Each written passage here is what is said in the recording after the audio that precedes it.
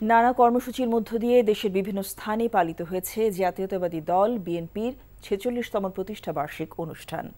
চট্টগ্রামের রাঙ্গুনিয়ায় শহীদ প্রেসিডেন্ট জিয়াউর রহমানের প্রথম মাজারে মহানগর বিএনপির পক্ষ থেকে ফুলের শ্রদ্ধা জানিয়েছে বিএনপি ও অঙ্গ সংগঠনের নেতৃবৃন্দ। রাজশাহী নগরীর দলীয় কার্যালয়ের সামনে জাতীয় ও দলীয় পতাকা উত্তোলনের মধ্য দিয়ে বিএনপি প্রতিষ্ঠা বার্ষিক অনুষ্ঠান উদযাপিত হয়েছে। বরিশালে পৃথকভাবে দোয়া ও মিলাদ মাহফিলের আয়োজন করে মহানগর ও জেলা বিএনপির নেতাকর্মীরা।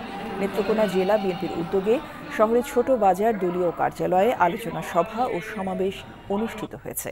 বগুড়ায় দলীয় কার্যালয়ে জাতীয় ও দলীয় পতাকা উত্তোলনের মধ্য দিয়ে প্রতিষ্ঠা বার্ষিকীর উদ্বোধন করেন চেয়ারপারসনের উপদেষ্টা হেলালুজ্জামান তালুকদার লালু।